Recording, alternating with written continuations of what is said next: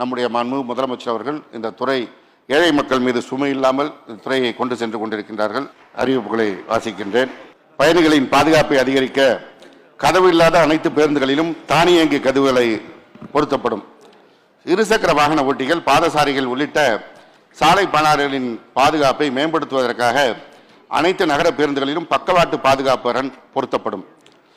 தனிநபர் வாகன பயன்பாட்டை குறைக்கும் வகையில் சென்னை மாநகரில் உயர்தர பேருந்து பிரீமியம் பஸ் சேவைகளை அறிமுகப்படுத்துவதற்கான சாத்தியக்கூறுகள் ஆய்வு செய்யப்படும்.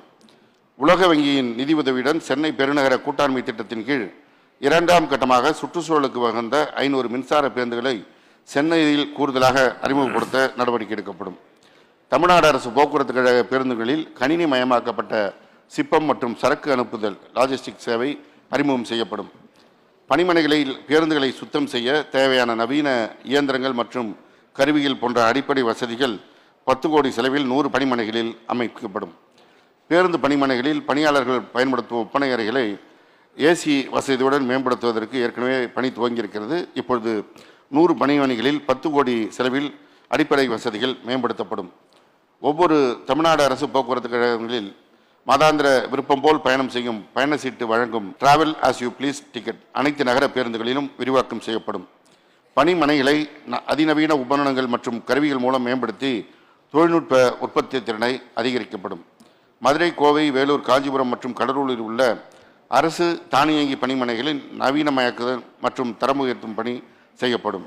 அரசு தானியங்கி பணிமனைகள் இல்லாத இடங்களில் அரசு துறை வாகனங்களை ஆய்வு செய்வதற்காகவும் பராமரிப்பதற்காகவும் கோயம்புத்தூர் அரசு தானியங்கி பணிமனையில் அரசு நடமாடும் பணிமனை உருவாக்கப்படும். மதுரையில் இயங்கி வரும் ஓட்டுநர் புத்தாக்க பயிற்சி மையத்தில் கலந்து கொள்ளும் அரசு துறை ஓட்டுநர்களுக்கு 3 நாட்கள் தங்கி பயிற்சியில் கலந்து கொள்வதற்கு தேவையான உள்கட்டமைப்பு வசதிகள் உருவாக்கப்படும். இயக்குறுதிகள் சட்டங்கள் துறையில் வாகன தொகுப்பாளர் செயலி மூலம் பயணிக்கும் பயணிகளின் நலனுக்காக வாகன தொகுப்பாளர்களுக்கான வெஹிக்கிள் அக்ரிகேட்டர்ஸ் விதிகள் வகுக்கப்படும். வாகன முன்பதிவு எண்களை ஆன்லைன் மூலம் ஏலத்தில் விடப்படும்.